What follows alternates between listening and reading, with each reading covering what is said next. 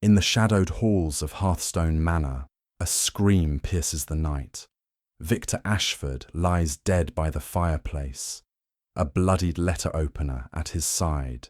Miss Jane Marple, with her quiet knitting and sharper eyes, steps into a web of secrets.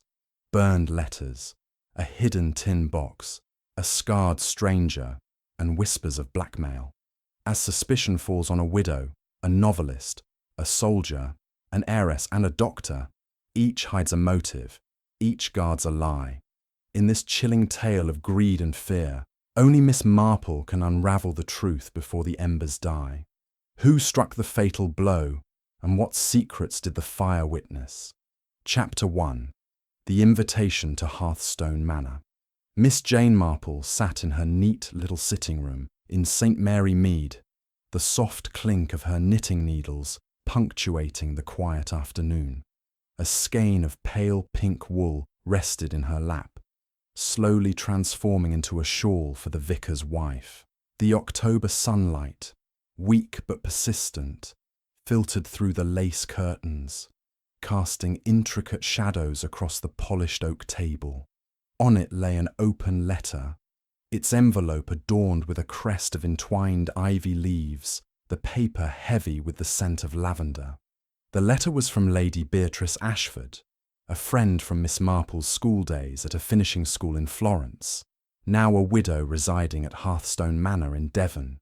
The invitation was for a weekend gathering, couched in warm terms, but with an odd note of urgency that piqued Miss Marple's curiosity. "Most peculiar," she murmured, her sharp blue eyes scanning the elegant looping handwriting. Beatrice had always been a touch dramatic, but the letter's tone suggested more than mere nostalgia. It spoke of a small, carefully chosen group of guests, old friends and new acquaintances, Beatrice wrote, and hinted at a matter requiring discretion. Miss Marple's fingers paused, the needles still. She knew well that such invitations often concealed more than they revealed. Her mind, ever attuned to the nuances of human behaviour, sensed a mystery. With a small nod, she resolved to go. The journey to Hearthstone Manor was a pleasant, if chilly, affair. The train wound through rolling hills cloaked in autumn mist, the fields patchwork quilts of russet and gold. Miss Marple, wrapped in her tweed coat, observed her fellow passengers, a young couple whispering excitedly, a dour man reading the Times, but her thoughts were on Beatrice and the manor. She recalled Beatrice as a spirited girl, prone to impulsive decisions, now likely tempered by the responsibilities of widowhood and a grand estate. Upon arrival at the tiny Hearthstone station, a chauffeured car awaited, its driver a taciturn man with a weathered face. The drive to the manor revealed a landscape of rugged beauty, stone walls, gnarled oaks, and the distant moan of the sea. Hearthstone Manor itself loomed at the end of a winding drive, its grey stone facade softened by cascades of ivy. The tall windows glinted dully in the fading light, and the air carried the sharp tang of wood smoke.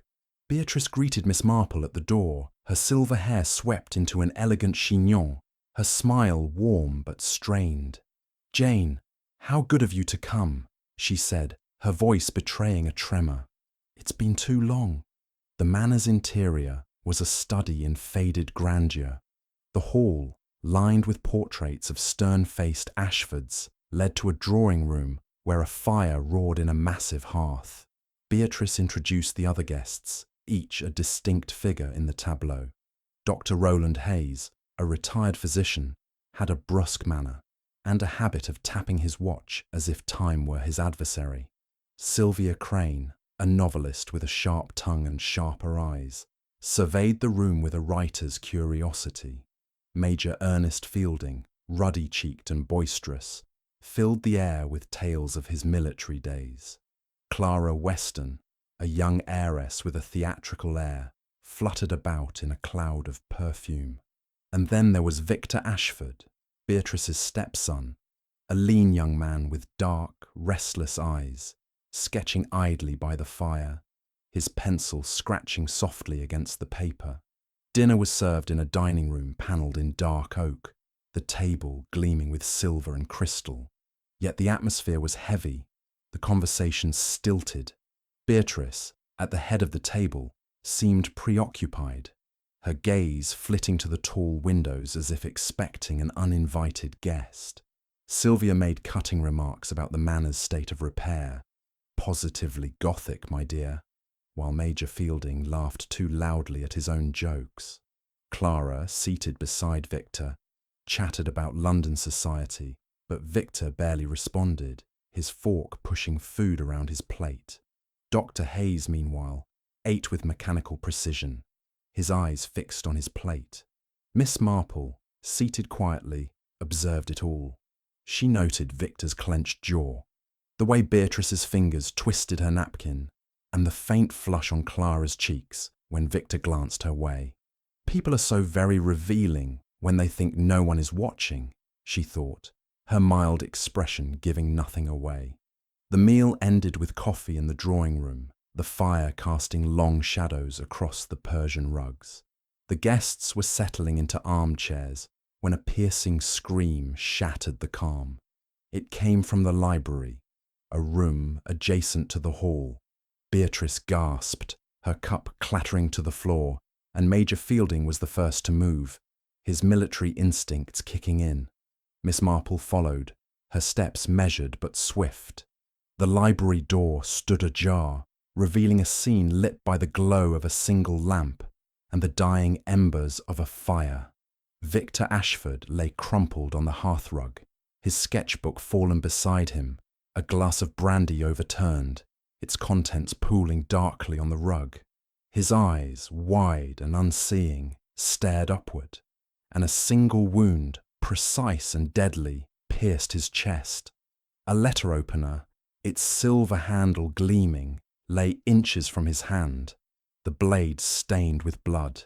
Beatrice stifled a sob, and Clara swayed, clutching the doorframe. Dr. Hayes stepped forward, his face grim, and knelt beside the body. "He's gone," he said curtly, his fingers probing the wound. Miss Marple, standing near the fireplace, took in every detail. The heavy velvet curtains, the scattered papers on the desk, the faint smell of tobacco lingering in the air. Her eyes lingered on Victor's sketchbook, open to a drawing of the very letter opener now stained with his blood. "How very curious," she murmured, her mind already turning over the possibilities. The local constable would be summoned, questions would be asked, but Miss Marple knew the truth lay in the small things, the glance, the gesture, the shadow cast by a fire that had seen too much. Chapter 2. The scene of the crime. The library at Hearthstone Manor, bathed in the flickering glow of a single lamp and the sullen embers of the fireplace, seemed to hold its breath as the guests crowded at the door. Victor Ashford's body lay sprawled across the hearthrug, the dark stain of spilled brandy mingling with a grimmer hue near his chest. The silver-handled letter opener, its blade dulled by blood, lay accusingly near his outstretched hand. Miss Jane Marple stood just inside the threshold, her small figure almost lost in the shadows, her sharp blue eyes taking in every detail with the quiet precision of a watchmaker. The air was thick with shock, the silence broken only by Beatrice's stifled sob and the faint crackle of the fire. Major Ernest Fielding, his ruddy face pale, was the first to act. "We mustn't touch anything," he barked, his military tone cutting through the daze. "Someone fetch the constable." Clara Weston, clinging to the door frame, let out a trembling whimper, her wide eyes fixed on Victor's lifeless form. Sylvia Crane, the novelist, stood apart, her lips pursed, her gaze darting from the body to the faces around her as if gathering material for a story. Dr. Roland Hayes, his hands thrust into his pockets, stared at the floor, his jaw tight. Beatrice, trembling, clutched Miss Marple's arm. "Jane, what has happened here?" she whispered, her voice barely audible. Miss Marple patted her friend's hand gently. "We shall find out, Beatrice," she said, her tone calm but firm. She stepped closer to the body, careful not to disturb the scene, her eyes sweeping the room. The library was a grand space, its walls lined with leather-bound volumes, their gilt titles glinting faintly. A heavy oak desk stood against one wall, its surface cluttered with papers, an inkstand, and a small brass clock that ticked with relentless indifference. The velvet curtains were drawn tight, shutting out the night, and the fire, though low, cast restless shadows across the room. Victor's sketchbook lay open on a side table, its pages ruffled as if caught by a sudden breeze. The drawing of the letter opener, so precise in its detail, caught Miss Marple's attention again, and she filed the observation away. The local constable, young Tom Polk, arrived within the hour, his bicycle propped hastily against the manor's front steps. He was a lanky man with earnest eyes and a notebook clutched like a shield. His face blanched as he took in the scene, but he squared his shoulders and began his work. "Nobody leave the room," he said, his voice striving for authority. "I'll need statements from everyone." He knelt beside Victor, careful not to touch the letter opener, and scribbled notes with a shaking hand. Dr. Hayes, roused from his silence, offered a professional assessment. "Stab wound to the chest," he said curtly, his fingers hovering over the injury without touching it. "Likely pierced the heart. Death would have been quick." He straightened, his expression unreadable, though Miss Marple noted the slight tremor in his hand as he adjusted his glasses. Beatrice, her composure fraying, pointed to the letter opener. "That's from the desk," she said, her voice high with distress. "It's always been there, part of the set." "Oh, how could this happen?" Polk nodded, jotting down her words, then turned to the group. "Did anyone see or hear anything before the scream?" A chorus of denials followed. Sylvia Crane, her voice cool, said she'd been in her room upstairs, working on her latest novel. "I was lost in my manuscript," she said, her eyes narrowing slightly. "I heard nothing until Clara's scream." Major Fielding, his moustache bristling, claimed he'd been in the garden, smoking his pipe. "Needed some air after dinner," he said gruffly. "Didn't see a soul." Clara, still pale, insisted she'd been in the conservatory, admiring the moonlit ferns. "I only came when I heard the scream," she said, her voice trembling. Dr. Hayes, his tone clipped, said he'd been reading in the study, a room adjacent to the library. "I was engrossed in a medical journal," he said, avoiding Miss Marple's gaze.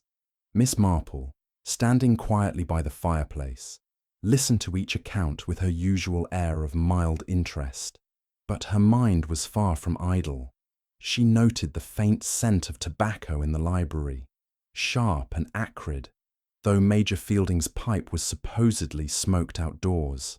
She observed Sylvia's poised demeanour, too controlled for someone who'd just seen a corpse. Clara's theatrics seemed genuine, but her eyes darted too often to Dr. Hayes, and the doctor himself, his brusque manner, hid something, Miss Marple was certain. Beatrice, meanwhile, seemed genuinely distraught, but her nervous glances toward the desk suggested she knew more than she let on. Polk, struggling to maintain order, asked Beatrice to recount the moments leading up to the discovery. "We were in the drawing room," she said, her hands twisting together. "Victor excused himself after coffee, saying he wanted to sketch. He often did that in the library. I was arranging flowers in the hall when I heard Clara scream." She paused, her eyes filling with tears. "I thought he was safe here." Miss Marple's gaze returned to the fireplace. The embers glowed faintly, but her attention was drawn to a small pile of ash, distinct from the wood's remains. It was finer, more delicate, as if paper had been burned. She knelt, her movements slow and deliberate, and peered closer. A fragment of charred paper, no larger than a postage stamp, bore the faint trace of ink. A single letter, perhaps a B. She straightened, her expression unchanged, but her mind catalogued the detail. Someone has been careless, she thought, or desperate. Polk, noticing her scrutiny, frowned. Miss Marple, please don't touch anything, he said, his tone apologetic but firm. She smiled benignly. Of course, Constable. I was merely admiring the fireplace. Such a fine old hearth. Her eyes, however, lingered on the ash, and she noted the hearth had been swept recently, the poker resting at an odd angle. The constable turned to the letter opener, now carefully wrapped in a handkerchief. This seems to be the weapon, he said. Anyone recognize it beyond what Lady Ashford said? The guests exchanged glances, but no one spoke. Miss Marple, however, recalled Victor's sketchbook. She stepped to the side table, her movements unhurried, and glanced at the open page. The drawing of the letter opener was meticulous, capturing the intricate filigree of the handle. But there was something else, a faint pencil mark, almost erased in the margin, a series of numbers, 317. She made no comment, but her mind turned over the possibilities. A code, a date, or something else entirely. Polk, growing more confident, began to question the guest's movements in greater detail. Sylvia's alibi of writing was unshaken, though she admitted to passing the library door on her way upstairs. It was closed, she said sharply. I saw nothing. Major Fielding, his bluster subdued, repeated his story of the garden, but Miss Marple noted his boots, clean despite the damp earth outside. Clara's account wavered slightly. She now claimed she'd paused in the hall before going to the conservatory, though she couldn't recall why. Dr. Hayes, pressed for details, said he'd heard nothing from the study, though the walls were thin. Sound doesn't carry well here, he said, but his eyes flicked to the fireplace. Miss Marple, standing by the hearth, let her gaze wander to the desk. A few papers were scattered, one bearing Victor's handwriting, a list of names, none familiar. A glass paperweight held down a letter, its envelope torn open, addressed to Victor in a bold, unfamiliar hand. She made no move to touch it, but her eyes lingered on the postmark. London, dated 3 days prior. Curious, she thought. Who was writing to Victor so urgently? Beatrice, her voice steadier now, offered to fetch the household staff for questioning. Polk agreed, and she left the room, her steps faltering. The staff, a cook, 2 maids and the driver, were brought in, their faces a mixture of fear and curiosity. None admitted to being near the library that evening. The cook, Mrs. Hargreaves, a stout woman with flour-dusted hands, said she'd been in the kitchen, preparing tomorrow's bread. The maids, Jenny and Ellen, claimed they'd been polishing silver in the pantry.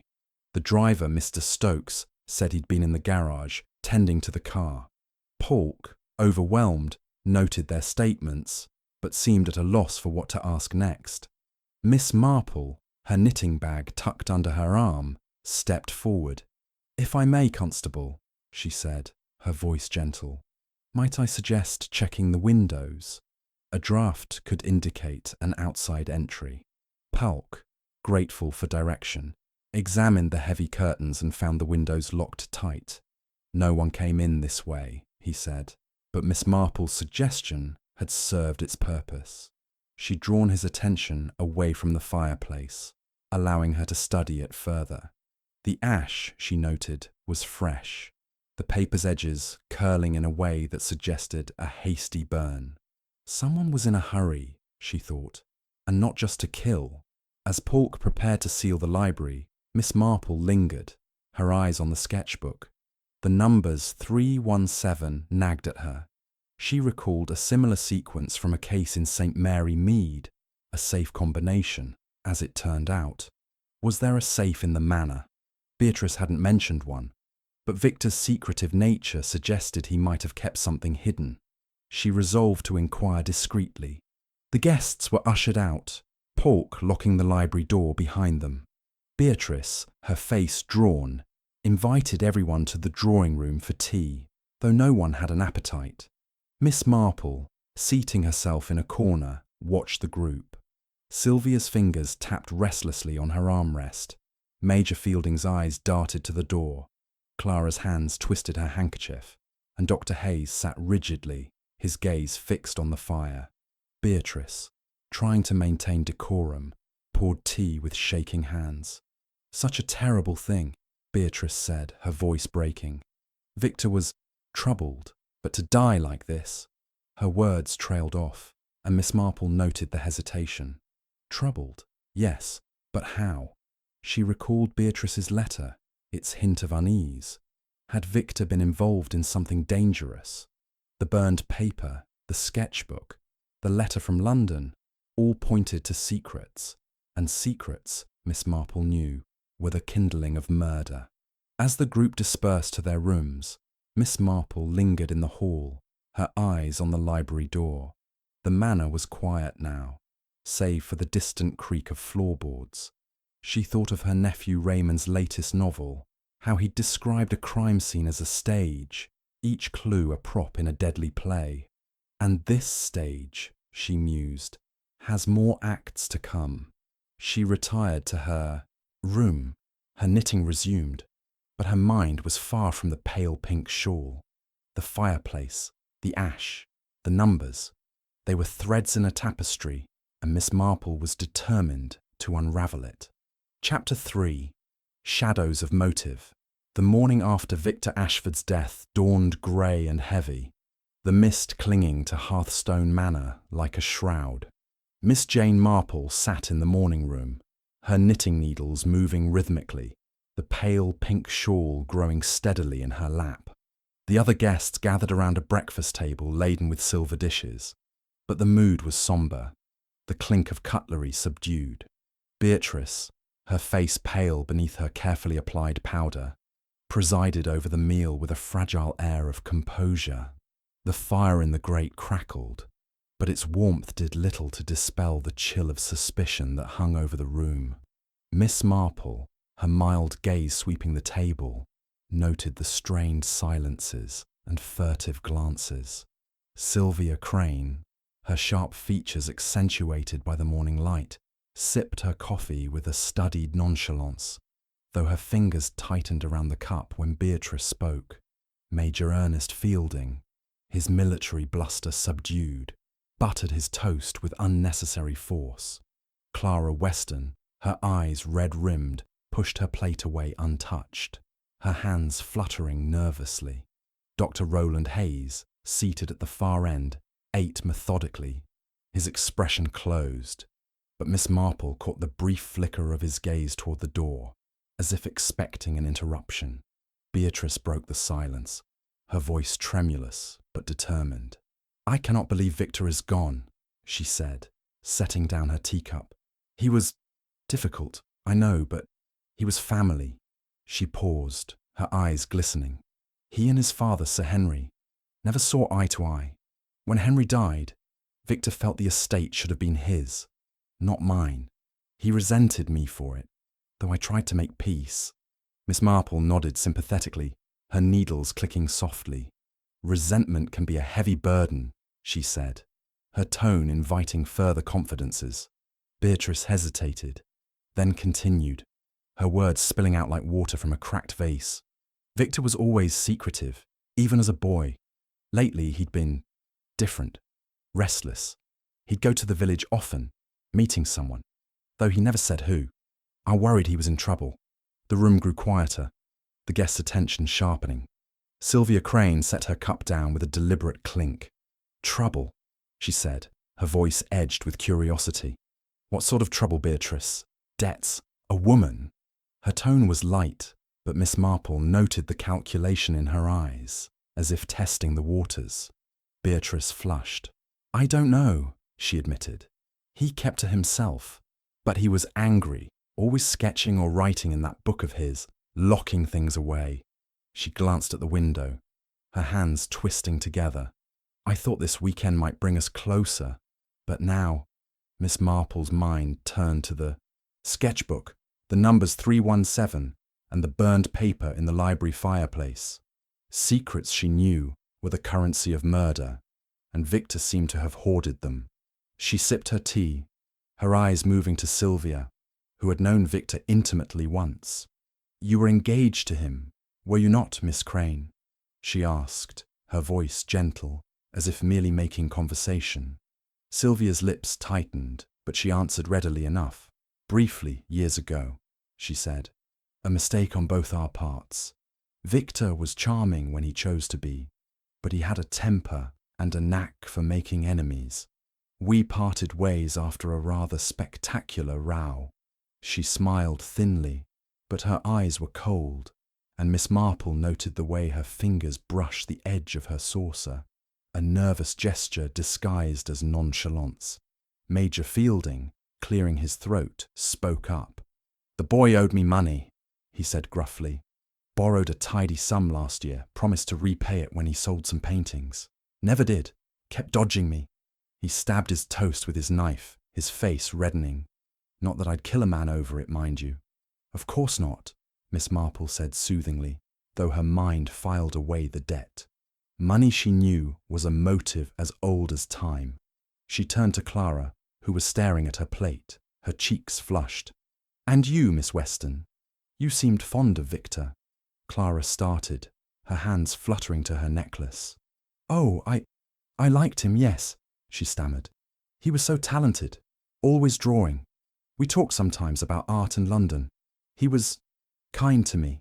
Her voice faltered, and she looked away, her blush deepening. Miss Marple noted the hesitation, the way Clara's eyes darted to Dr. Hayes, who remained silent, his fork poised mid-air. Dr. Hayes, catching Miss Marple's gaze, set his fork down with a clink. "I barely knew the man," he said brusquely. "Met him a few times through Beatrice. He was a patient once or twice, nothing more." His tone was final, but Miss Marple observed the slight tightening of his jaw, the way his hand rested too still on the table.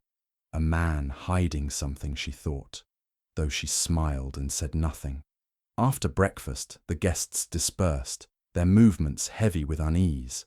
Miss Marple, claiming a need for fresh air, persuaded Beatrice to walk with her in the manor's gardens. The paths were lined with fading roses, their petals scattered on the damp earth, and the air carried the sharp scent of autumn leaves. Beatrice, her shawl drawn tight, seemed eager to unburden herself. "Jane, I feel so lost," she said, her voice low. "Victor was difficult, yes, but I never imagined this, and the others. They all seem so guarded." Miss Marple nodded, her eyes on a blackbird flitting among the hedges. "People often are, when tragedy strikes," she said. "But tell me, Beatrice, what was Victor hiding? You mentioned his village meetings. Did he ever hint at what troubled him?" Beatrice hesitated, her fingers plucking at her shawl. "He was cagey," she said at last. "Once, I overheard him on the telephone, arguing about money. He mentioned a name. Barker, I think.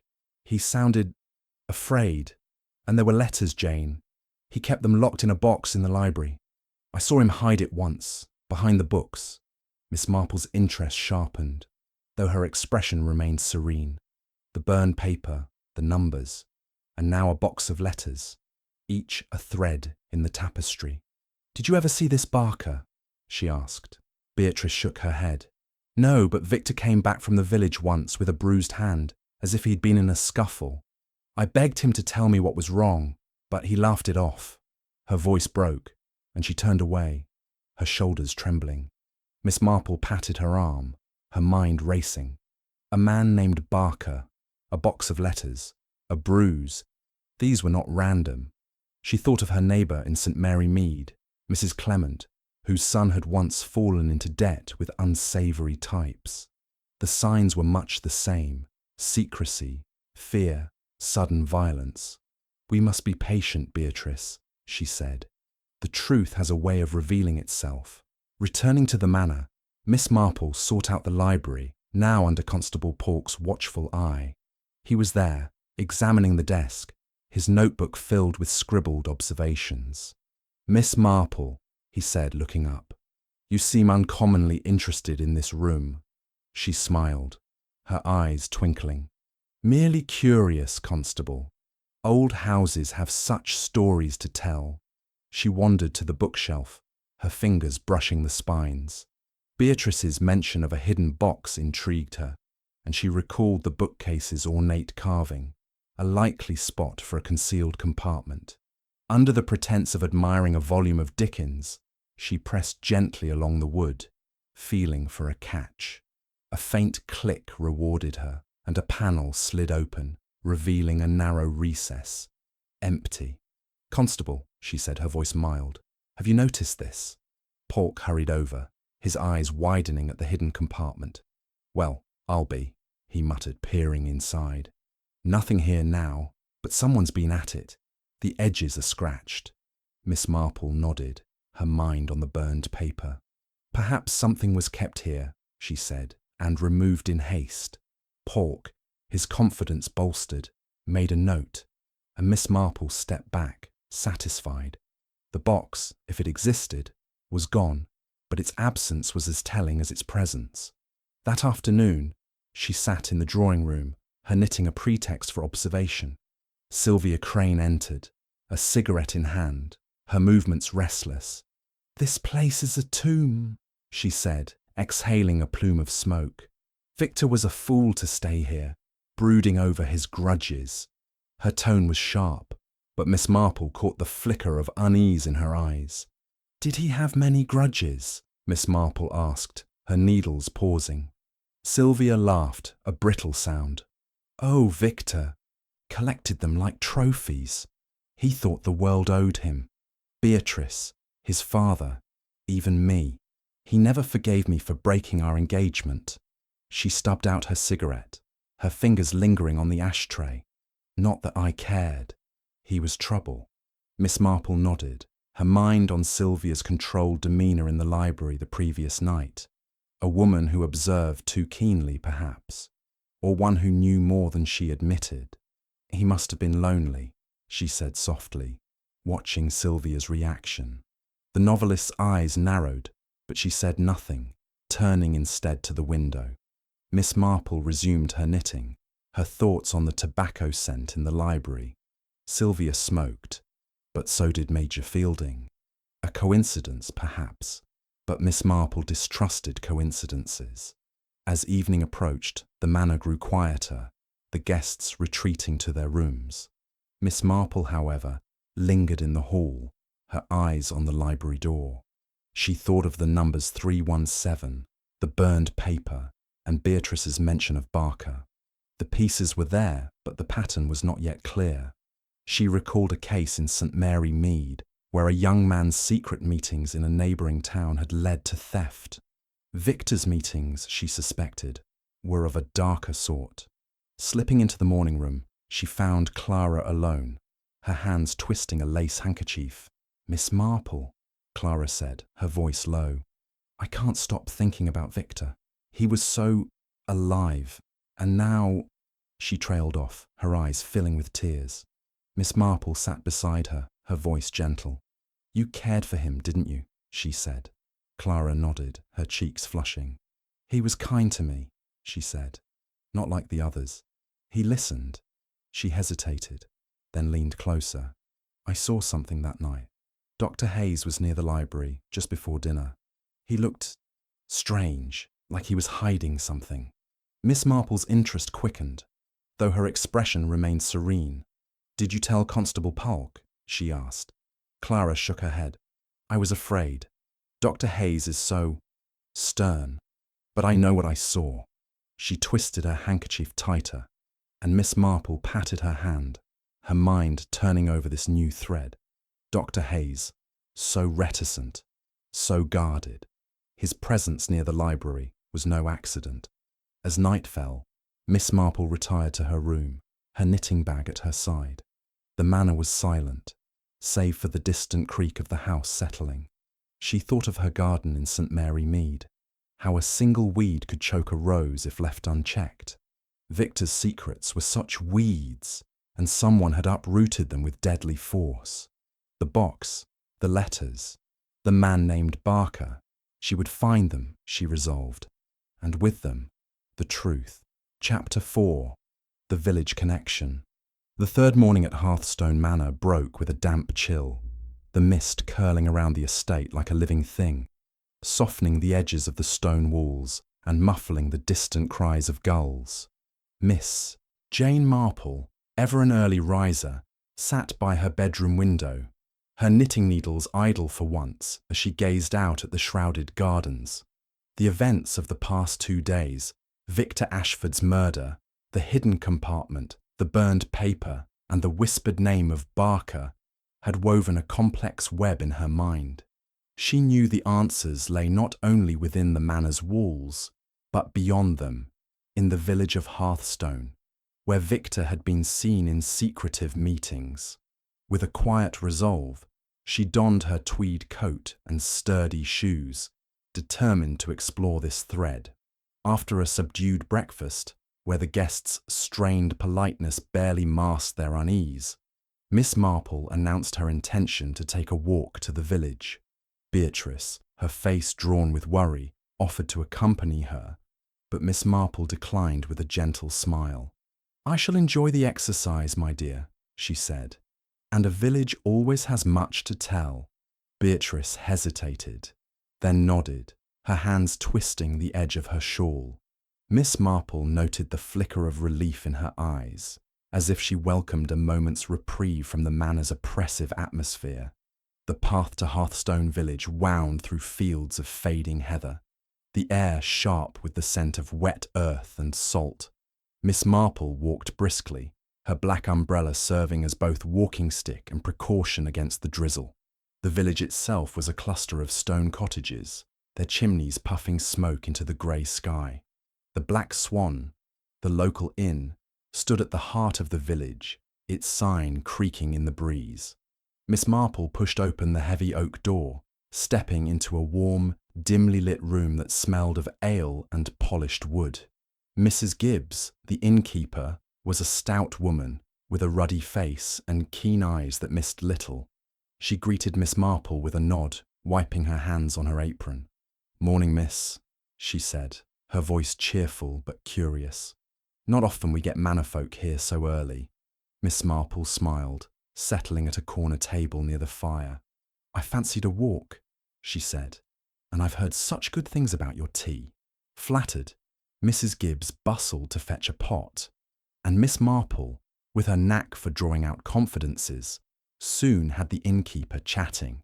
"Terrible business up at the manor," Mrs. Gibbs said, setting down a steaming cup. "Young Mr. Ashford, stabbed like that. Folk here are all aflutter." She leaned closer, her voice dropping. "He was no stranger to the Swan, you know. Came regular these past weeks." Miss Marple's eyes brightened, though her expression remained mild. "Did he now?" she said, stirring her tea. "I suppose a young man like Victor enjoyed the company here." Mrs. Gibbs snorted softly. "Company, aye, but not the friendly sort. He'd meet a man in the back room, tall fellow with a scar over his left brow. Shifty, if you ask me," they'd argue, voices low but sharp. "Last week I heard Mr. Ashford say something about no more payments, sounded final." She paused, wiping a glass with vigour. "Mind, I don't eavesdrop, but you can't help overhearing when voices carry." Miss Marple nodded, her mind on Beatrice's mention of Barker. A scarred man, heated arguments, payments, the pieces were aligning. "This man," she said. "Did he give a name?" Mrs. Gibbs shook her head. "Not to me, but he paid for his ale in cash, always left quick, wore a dark coat, kept his hat low. Not local, I'd wager." She leaned in, her voice conspiratorial. "And Mr. Ashford, he carried a little tin box sometimes, kept it close. Locked it was. I saw him tuck it under his coat once, like it was precious." Miss Marple's interest sharpened, though she sipped her tea placidly. A tin box, likely the one Beatrice had seen Victor hide in the library. "How curious," she said. "Did he ever open it here?" "Not that I saw," Mrs. Gibbs replied, "but he was careful with it. Once, when Jenny, she's my barmaid, brought him ale, he snapped it shut quick, like he didn't want her seeing." She hesitated, then added, "He looked poorly last time he was here, pale and jumpy, like a man expecting trouble." Miss Marple thanked Mrs. Gibbs, leaving a generous tip, and stepped back into the drizzle. The village street was quiet, save for a few locals hurrying about their business. She paused by the churchyard, its gravestones weathered and mossy, and considered her next move.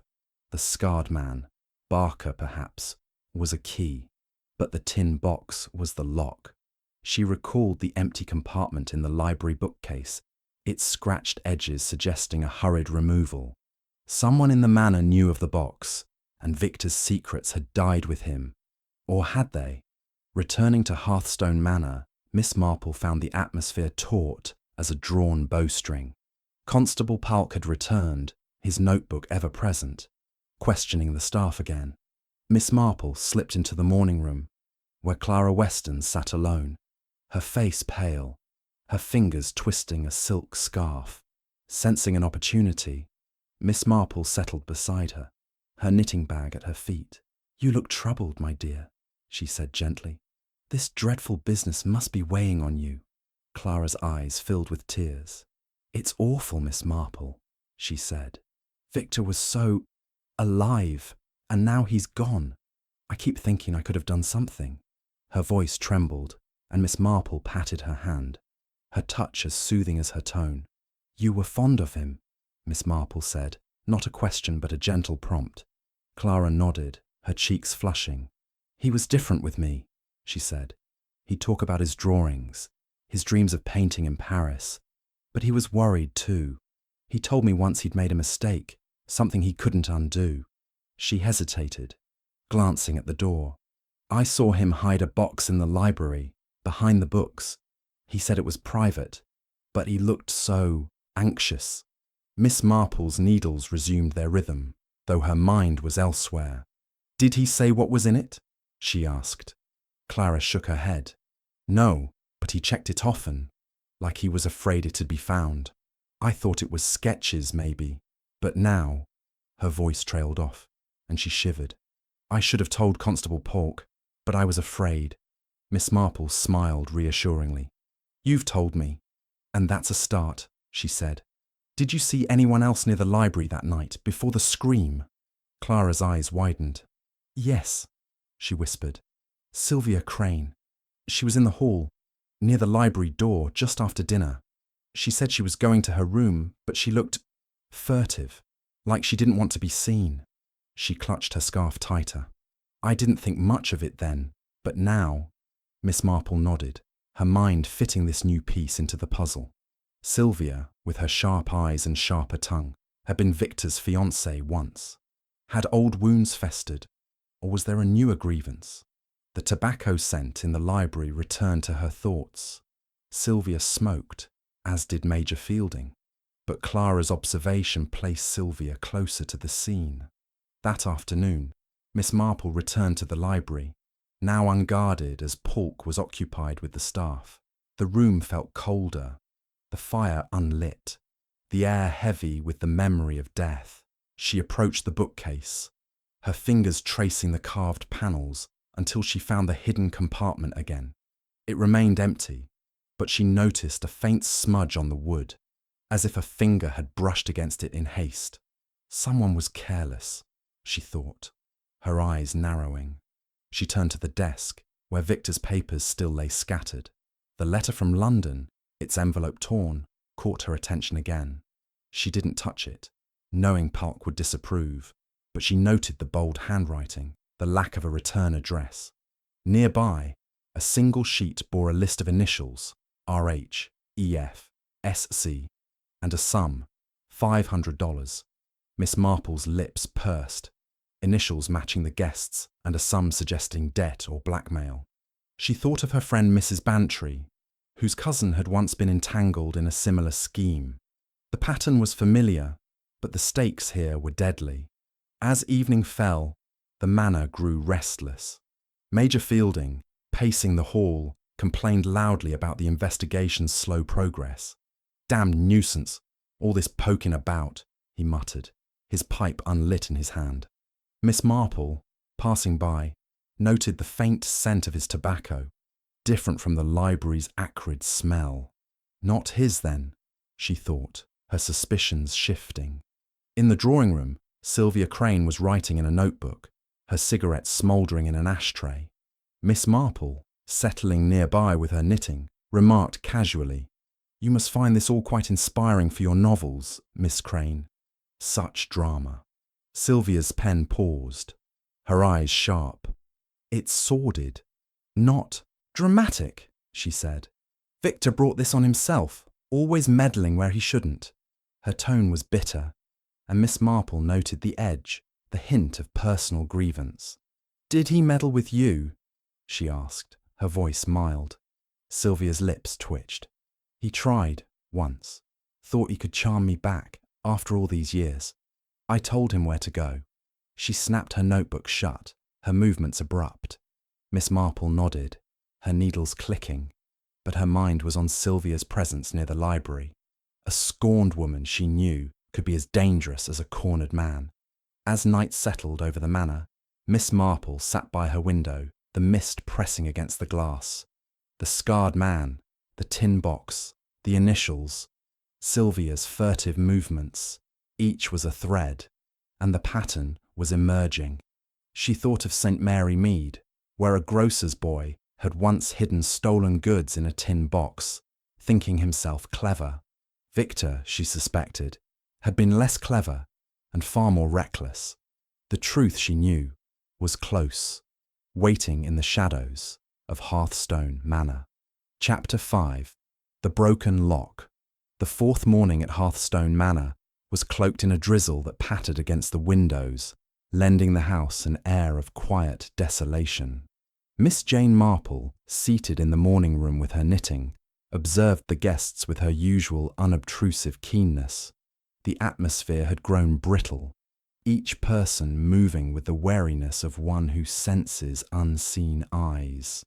Beatrice, her hands trembling as she poured tea, seemed on the verge of collapse, her attempts at hospitality faltering under the weight of grief and suspicion. The others, Sylvia Crane, Major Fielding, Clara Weston and Dr. Hayes, sat in a loose circle, their conversations stilted, their eyes avoiding one another's. Miss Marple's thoughts were on the tin box Clara had described, hidden by Victor in the library's bookcase. The empty compartment she'd found yesterday, its edges scratched, suggested someone had beaten her to it.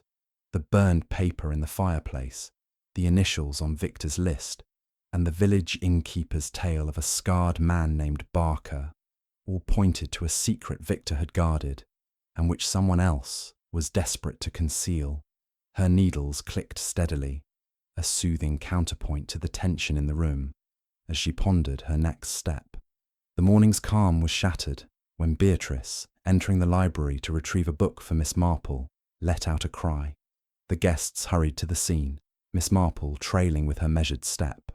The bookcase's hidden compartment stood ajar, its lock visibly forced, the wood splintered around it. "It's gone!" Beatrice exclaimed, her voice high with distress. "The box Victor kept here. It's gone!" Constable Palk, summoned from the village, arrived with his notebook and a harried expression. "This is getting out of hand," he muttered, examining the damaged compartment. The scratches were fresh, the lock's mechanism mangled as if pried open with a crude tool. "Someone's been tampering," he said, his eyes narrowing as he scanned the guests. "Anyone know anything about this?" A chorus of denials followed, though Miss Marple noted the subtle shifts in posture, Sylvia's fingers tightening on her cigarette case, Major Fielding's moustache twitching, Clara's quick glance at Dr. Hayes, and the doctor's rigid stillness. Beatrice, wringing her hands, repeated, "It was Victor's. He hid it there, I'm sure of it. Letters, perhaps, or papers. Oh, why would someone take it?" Miss Marple, standing by the fireplace, let her gaze wander to the hearth, now swept clean of the ash she'd noticed on the night of the murder. Someone is tidying up, she thought, her mind returning to the charred fragment of paper with its faint B. The box's disappearance confirmed her suspicion. Victor's secrets were the key, and someone in the manor was determined to bury them. Polk, his patience fraying, questioned the guests sharply. Sylvia claimed she'd been in her room all morning, revising her manuscript. "I've no interest in Victor's trinkets," she said, her tone clipped, though Miss Marple caught the faint tremor in her voice. Major Fielding insisted he'd been in the billiard room, practicing shots. "Didn't come near the library," he said, his eyes darting to the bookcase. Clara, her voice barely above a whisper, said she'd been in the conservatory, sketching flowers. Dr. Hayes, his manner curt, stated he'd been writing letters in the study. "I've no use for hidden boxes," he said, but his hands were clasped too tightly, betraying unease. Miss Marple, her expression serene, suggested Polk check the staff's movements. The cook, Mrs. Hargreaves, and the maids, Jenny and Ellen, swore they'd been in the kitchen or upstairs, their alibis corroborated by each other. The driver, Mr. Stokes, said he'd been polishing the car in the garage. Polk, overwhelmed, scribbled notes, but Miss Marple sensed he was grasping at straws. The truth, she knew, lay in the small details, the ones people overlooked, thinking them insignificant. After Polk left to search the grounds, Miss Marple lingered in the library, her eyes on the desk where Victor's papers still lay.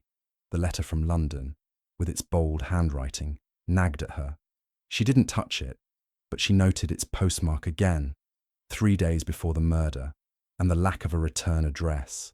Nearby, the list with initials, RH, EF, SC, and the sum of $500 seemed to pulse with significance. She thought of her friend Miss Hartnell in St. Mary Mead, whose nephew had once been blackmailed over a youthful indiscretion. The signs were similar: secrecy, fear, a sudden act of violence. Seeking a quieter perspective, Miss Marple approached Sylvia Crane later that afternoon in the drawing room, where the novelist sat with a glass of sherry, her notebook open but untouched. "You must find this all quite a strain, Miss Crane," Miss Marple said, settling nearby with her knitting. "A house like this, so full of shadows." Sylvia's lips curved in a wry smile. "It's a novelist's dream, Miss Marple, if not for the reality of it." She sipped her sherry, her eyes sharp. "Victor was a fool, always stirring up trouble. I heard him arguing with Dr. Hayes a few days ago, you know. In the hall after dinner, it was about money. Victor owed him, or so it seemed." Miss Marple's needles paused, though her expression remained mild. "Money can be a powerful motive," she said. "Did Victor say anything specific?" Sylvia shrugged, her fingers tracing the edge of her glass. "Only that he'd settle it soon. Hayes was angry, though. His voice was low, but you could hear the edge. I didn't think much of it at the time." She met Miss Marple's gaze, her own steady but guarded. Victor had a way of making enemies. Miss Marple nodded, her mind on Dr. Hayes's reticence. Sylvia's account was revealing, but her poised delivery suggested she was choosing her words carefully. Had she heard more than she admitted, or was she deflecting suspicion? Miss Marple thought of the tobacco scent in the library. Sylvia's cigarettes matched it, unlike Major Fielding's pipe. Another thread, but not yet the pattern. That evening, as the guests gathered for a tense dinner, Miss Marple steered the conversation to Victor's village visits. "I heard he was often at the Black Swan," she said, her tone conversational. "Meeting someone, perhaps?" Beatrice paled, her fork clattering against her plate. "He did go there," she said. "I told you, Jane, about that man. Barker, I think." Victor never explained. Dr. Hayes, seated across from her, stiffened, his napkin crumpling in his hand. "I wouldn't know," he said curtly. "I don't frequent village inns." Clara, her voice hesitant, added, "He mentioned someone once, a business associate. He said it was private, but he looked worried." Her eyes flicked to Dr. Hayes, then away, and Miss Marple noted the gesture. Major Fielding, his face flushed from wine, snorted. "Business, my foot. Probably gambling debts. The boy was always reckless. Miss Marple smiled faintly, her mind on the scarred man described by Mrs. Gibbs. Dr. Hayes's reaction suggested he knew more than he let on, and Clara's glance hinted at suspicion. After dinner, as the guests retired to the drawing room, Miss Marple slipped away to the library, her knitting bag a familiar prop. The room was dark, the fire unlit, but she lit a small lamp and examined the bookcase again. The forced lock was a clumsy job, the splinters fresh. Someone in a hurry, she thought, and not skilled at subtlety. She turned to Victor's sketchbook, still on the side table. The drawing of the letter opener was as precise as she remembered, but she noticed something new, a faint sketch on the opposite page, almost erased, of a man's profile. The line of his brow was marred by a scar. "Barker," she murmured, her suspicions deepening. The numbers 3 to 17, scrawled in the margin, tugged at her memory. A safe combination, perhaps, or a reference to something else entirely. She thought of a case in St. Mary Mead, where a coded note had hidden a meeting time. Victor's numbers, she suspected, were no accident. As she left the library, she heard a soft creak in the hall. Pausing, she saw a shadow move, a figure retreating toward the stairs. She couldn't be sure who it was, but the furtive movement was telling. Someone is nervous, she thought, her lips pursing. Returning to her room, she sat by the window. Her knitting resumed, but her mind was far from the pale pink shawl. The broken lock, the missing box, the scarred man in the sketch, each was a piece of the puzzle, and Dr. Hayes, with his guarded demeanour, was at its centre. She recalled Clara's whispered confession about seeing him near the library and Sylvia's tale of an argument. The pattern was forming, and Miss Marple knew the next move would be crucial. Chapter 6. The Confrontation. The 5th day at Hearthstone Manor dawned with a restless energy, the drizzle giving way to a sharp wind that rattled the windows and stirred the ivy clinging to the stone walls. Miss Jane Marple, seated in her room with her knitting, felt the tension in the house like a taut string, ready to snap. The missing tin box, the forced lock, the sketch of a scarred man, and the initials on Victor's list had woven an intricate web, and she sensed the truth was close, lurking in the manor's shadowed corners. Her needles clicked softly, a steady rhythm against the unease, as she planned her next move. The guests, she knew, were growing wary, their alibis fraying under scrutiny, and the time had come to stir the waters. At breakfast, the atmosphere was brittle, the clink of china and the murmur of forced pleasantries barely masking the strain. Beatrice, her eyes shadowed with sleeplessness, presided over the meal with a faltering smile, her hands trembling as she poured coffee.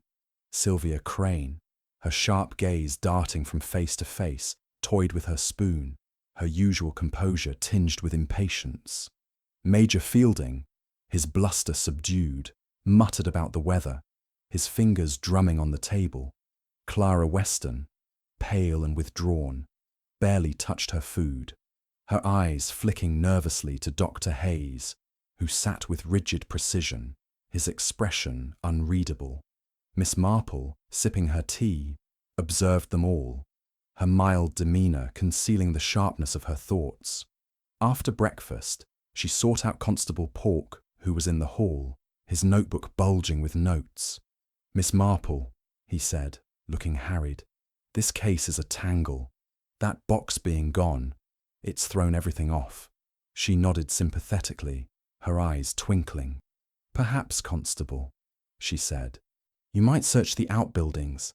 A thief in a hurry might hide something where it's not easily found." Pork, grateful for direction, agreed, and Miss Marple watched him stride toward the stables. Her suggestion, a calculated nudge. She suspected the box was still on the estate, and its recovery might force a reaction. Returning to the drawing room, she found Sylvia Crane alone, her cigarette smoke curling toward the ceiling. "Miss Crane," Miss Marple said, settling nearby with her knitting. You seem remarkably calm amidst all this turmoil. Your writer's eye must see things others miss. Sylvia's lips curved in a wry smile. I see enough, she said, exhaling slowly. Victor was a storm waiting to break. He had a knack for trouble, debts, grudges, secrets. I told you about his row with Dr. Hayes, but there was more. I saw him with a letter once, in the library, reading it like it burned his hands. He burned it after, in the fireplace. Miss Marple's needles paused, though her expression remained serene. Burned it, she said, her tone curious. How very interesting. Did you see what it said? Sylvia shook her head, her eyes narrowing. No, but he was shaken. Muttered something about no way out. I didn't ask. He wasn't worth the trouble. Her voice was sharp, but Miss Marple noted the flicker of unease in her gaze, as if she regretted saying so much. Thanking her, Miss Marple moved to the library, where the air felt heavy with the memory of violence, the forced compartment in the bookcase, the scattered papers, the sketchbook with its scarred man and cryptic numbers, all pointed to a secret Victor had died for. She examined the desk again, her eyes lingering on the torn envelope from London. Its bold handwriting nagged at her, a clue yet to be deciphered. She thought of a case in St. Mary Mead, where a letter had revealed a blackmail scheme, its writer undone by their own carelessness. Victor was not so careful, she murmured, her mind on the burned paper Sylvia had mentioned. That evening, Miss Marple requested the guests gather in the drawing room after dinner, her tone mild but insistent. Beatrice, eager for any resolution, agreed, and the group assembled, their faces a mix of curiosity and apprehension. The fire roared, casting long shadows, and Miss Marple stood near it, her knitting bag at her feet, her small figure commanding the room with quiet authority. I have been thinking, she began, her voice soft but clear, about Victor's death. It was no random act, but one born of secrets. Someone in this house knows why he died, and I believe it has to do with the letters he kept. She paused, her eyes sweeping the group. Beatrice's hands twisted her handkerchief. Sylvia's cigarette froze mid-air. Major Fielding's moustache twitched, Clara's breath caught, and Dr. Hayes's face grew taut, his eyes fixed on the floor. She continued, her tone measured. The burned paper in the fireplace, the missing tin box, the forced lock. These suggest someone was desperate to hide something. Victor was not a man to keep quiet, was he? He had debts, grudges, perhaps enemies. She let the words hang, watching their reactions. Sylvia's lips tightened. Major Fielding shifted uncomfortably, and Clara's eyes darted to Dr. Hayes, who remained still, his hands clenched. Dr. Hayes, Miss Marple said, turning to him, you were seen near the library before Victor's death, and you argued with him, I believe, about money. Her voice was gentle, but her eyes were sharp, missing nothing. Hayes stood abruptly, his chair scraping the floor. This is nonsense, he snapped, his face flushed. I told you, I barely knew the man. I was in the study, reading. As for arguments, Victor was always quarrelling with someone. His voice was sharp, but Miss Marple noted the bead of sweat on his brow, the way his hands shook before he thrust them into his pockets. Of course, she said, her tone soothing. But secrets have a way of surfacing, don't they? She turned to the group, her gaze steady. The box will be found, I'm sure, and with it, the truth. The room fell silent, the fire's crackle the only sound. Beatrice, her voice trembling, said, Jane, do you think someone here? She couldn't finish, her eyes wide with fear. Miss Marple smiled faintly. I think, my dear, that we are close to understanding, but we must be patient. She gathered her knitting, excusing herself, but her words had done their work. The guests dispersed, their faces tight with unease, and Miss Marple knew she had stirred the pot. Later, As the house settled into an uneasy quiet, she heard a commotion. Major Fielding, his voice raised, claimed someone had tried to enter his room, though he'd seen no one. Miss Marple, awake in her chair by the window, had heard soft footsteps in the hall earlier, a faint creak that suggested stealth. She thought of her neighbour in St. Mary Mead, old Mr. Enderby, who had once caught a thief by listening for such sounds. Someone is growing reckless, she thought, her lips pursing. Slipping into the hall, she moved silently to the study, where she found Dr. Hayes, his back to her, rummaging through a drawer. The lamplight caught his tense profile, his hands moving quickly, as if searching for something vital. "Looking for something, Doctor?" she asked, her voice mild but startling him. He spun around, his face pale. "Miss Marple, I was looking for a pen," he stammered, shutting the drawer with a thud. "Couldn't sleep." "Of course," she said, her eyes twinkling.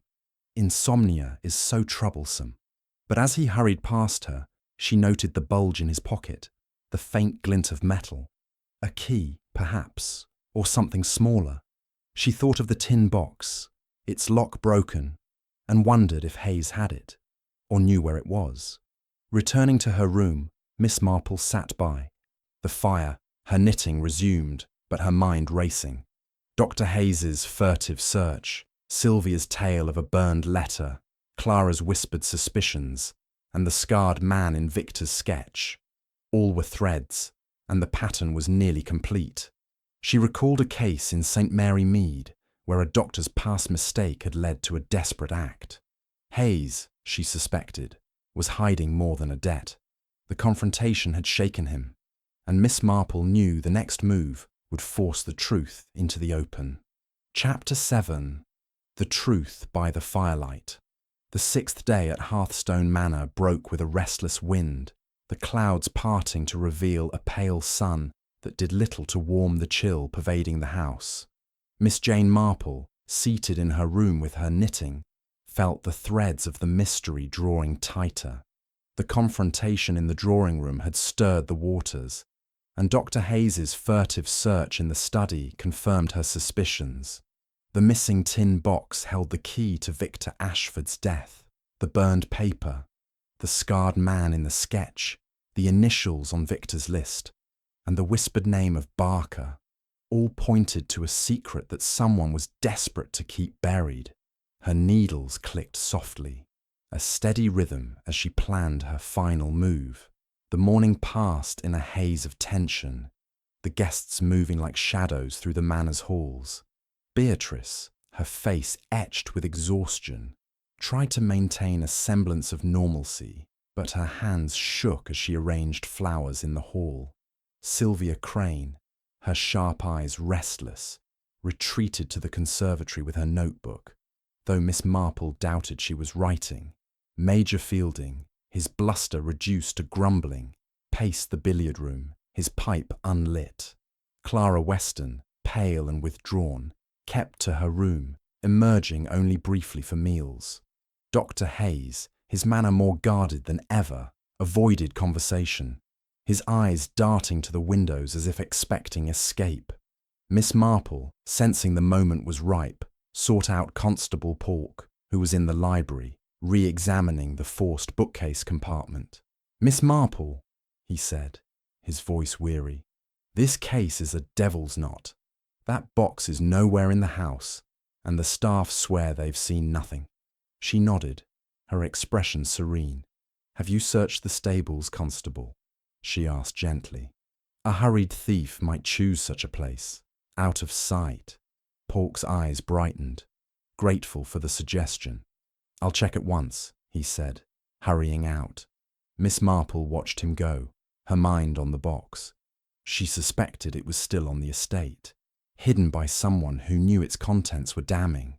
She thought of her friend Mrs. Price in St. Mary Mead, whose gardener had once hidden stolen silver in a shed, thinking it safe. "People are predictable," she murmured, her lips pursing. Returning to the drawing room, she found Beatrice alone, her hands twisting a lace handkerchief. "Jane," Beatrice said, her voice breaking. This house feels cursed. Victor's secrets, that box. Someone here knows something, don't they? Miss Marple patted her arm, her touch soothing. Yes, my dear, she said. But secrets have a way of coming to light. Tell me, did Victor ever mention a safe, or a place he kept things secure? Beatrice frowned, her brow furrowing. Not a safe exactly, she said, but he was particular about his sketchbook, always locking it in his room. And that box, he'd check it daily, as if it held his life. She hesitated, then added, Once, I saw him with a key, a small one, tucked in his pocket. I thought it was for the box. Miss Marple nodded, her mind on Dr. Hayes's pocket last night, the glint of metal she'd glimpsed. A key, perhaps, or something else. She thanked Beatrice and moved to the library, where the air felt heavy with the echo of violence. The sketchbook, still on the side table, drew her eye. She opened it carefully, her fingers tracing the drawing of the scarred man. The numbers 317, scrawled in the margin, nagged at her. Not a safe combination, she now suspected, but a reference, perhaps a date, or a sum. She thought of a case in St. Mary Mead, where a coded note had pointed to a meeting place. Victor's numbers, she felt, were a clue to his final secret. As noon approached, Polk returned, his face flushed with excitement. Miss Marple, you were right, he said, holding up a small tin box, its lock broken, its surface scratched. Found it in the stables, hidden under a pile of sacks. Looks like someone tried to pry it open. He set it on the library desk, and the guests, summoned by Beatrice, gathered around, their faces a mix of curiosity and dread. The box, dented but intact, was indeed Victor's. Polk, with a nod from Beatrice, forced the lid open, revealing a bundle of letters tied with string. The topmost letter, in the same bold handwriting as the one on the desk, was addressed to Victor. Polk unfolded it, his eyes scanning the contents, then read aloud, his voice faltering. You'll pay what you owe, Ashford, or the truth comes out. Barker won't wait forever. A murmur rippled through the group. Beatrice gasped, her hand to her mouth. Sylvia's eyes narrowed, Major Fielding's face reddened, and Clara shrank back, her hands trembling. Dr. Hayes, his face pale, stood rigid, his hands thrust deep into his pockets. Miss Marple, standing quietly, noted his reaction, the way his jaw clenched at the mention of Barker. Polk, emboldened, sifted through the letters. They were demands, each more urgent, detailing sums owed and threats of exposure. One mentioned a medical matter from years ago, a patient's death hushed up to save a reputation. Blackmail, Polk said, his voice grim. Victor was squeezing someone, and this Barker was his go-between. Miss Marple stepped forward, her voice mild but commanding. Constable, might I see the letters? Polk hesitated, then handed them over, and she scanned them quickly, her eyes lingering on the initials R.H. scrawled on one. Dr. Hayes, she said, turning to him. These seem to concern you. A medical scandal, perhaps. Hayes's face drained of colour, his hands clenching. This is outrageous, he snapped, but his voice shook. I've no idea what Victor was up to. Those letters are lies. He turned to leave, but Polk blocked his path, his expression stern. Miss Marple continued, her tone gentle but relentless.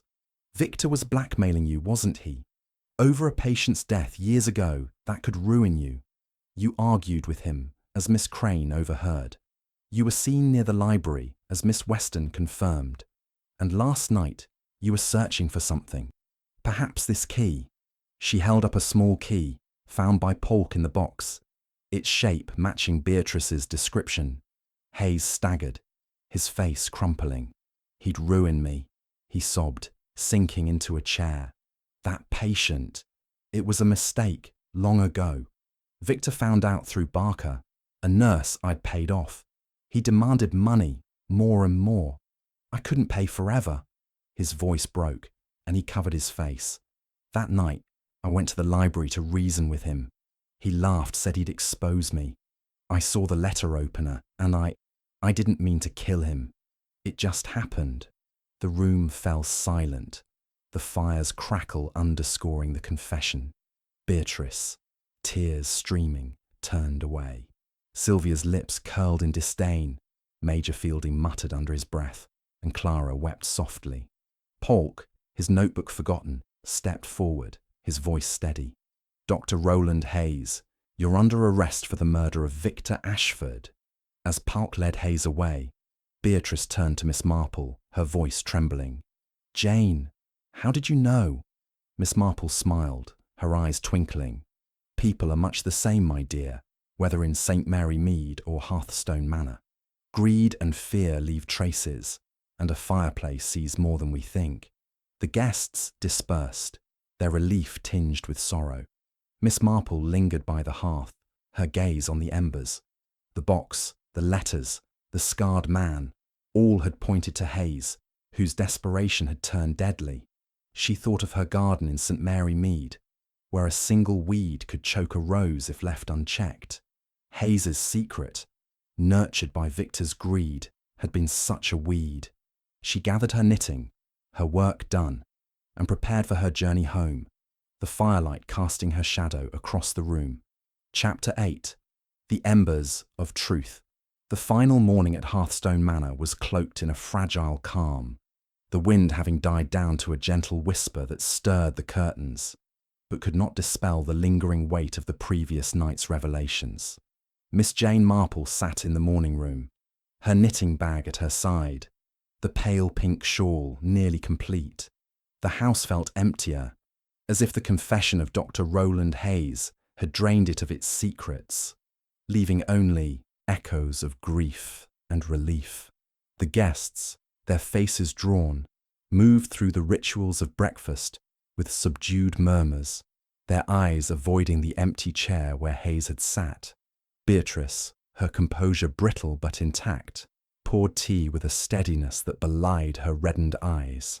Miss Marple, her needles clicking softly, reflected on the tapestry of clues that had unravelled the truth, the burned paper in the fireplace, the tin box with its damning letters, the sketch of a scarred man, and the cryptic numbers 3 to 17, which she now suspected referred to a date, March 17th, the day Victor had received the first blackmail letter, as confirmed by the postmarks. Dr. Hayes's desperate act, driven by fear of exposure, had been the final thread, pulled loose by her gentle prodding. She thought of her friend Miss Weatherby in St. Mary Mead, whose quiet observation of a neighbour's habits had once solved a theft. The smallest details, Miss Marple mused, are often the loudest. Beatrice, setting down her teacup, approached Miss Marple, her voice low. Jane, I don't know how to thank you, she said, her hands clasped tightly. You saw what we wouldn't see, but how did you know it was Roland? Her eyes searched Miss Marple's, seeking understanding. Miss Marple smiled, her expression gentle but keen. It was the fireplace, my dear, she said. It saw everything, the burned letter, the tobacco scent, the haste of a man with something to hide. Dr. Hayes was too careful in his words, too quick to dismiss Victor's troubles. And then there were the letters, the initials, the key in his pocket. People, you see, are much the same everywhere. They leave traces, especially when they're afraid. Beatrice nodded, her lips trembling. Victor brought this on himself, didn't he? His greed, his secrets. But I never thought it would end like this. She paused, her gaze drifting to the window, where the sun was breaking through the clouds. And Barker, who was he? Miss Marple's needles paused. A shadow, I suspect, she said. A go-between, perhaps a former associate of Dr. Hayes, hired by Victor to dig up the past. The letters suggest he was pressing Victor as much as Victor pressed Hayes. Constable Polk will find him, I'm sure, in London or some such place. She resumed her knitting, her tone matter-of-fact. Men like Barker thrive on others' weaknesses, but they rarely linger when the game is up. The other guests, gathering their belongings, seemed eager to leave the manor's oppressive air. Sylvia Crane, her suitcase packed, lingered in the hall, her sharp eyes softened by a rare vulnerability. "You're a marvel, Miss Marple," she said, lighting a cigarette. "I thought I saw everything, but you saw more. Victor was a fool, but Hayes, I never suspected." Her voice held a grudging respect, and Miss Marple nodded, noting the novelist's restless fingers. Sylvia, she suspected, would turn this tragedy into a story, but with the names changed to protect her own heart. Major Fielding, his bluster partially restored, shook Miss Marple's hand with vigour. "Damned fine work, ma'am," he said. "Thought it was some village ruffian at first, but you pinned the right man." His moustache twitched, and Miss Marple smiled, knowing his relief stemmed from his own debts to Victor being forgotten in the chaos. Clara Weston, her eyes still red from tears, approached shyly. "Miss Marple, I was so afraid to speak up," she said, her voice trembling. "But you made it safe. Thank you." Miss Marple patted her hand, her touch warm. "Courage comes in small steps, my dear," she said. "You did well to tell me what you saw." Clara's blush suggested she'd carry Victor's memory, but Miss Marple knew youth healed quickly. Constable Polk, arriving to finalise his report, sought Miss Marple's counsel one last time. "You've a knack for this, ma'am," he said, his notebook tucked under his arm. "If you ever fancy a job with the police, we'd be lucky to have you." Miss Marple laughed softly, her eyes twinkling.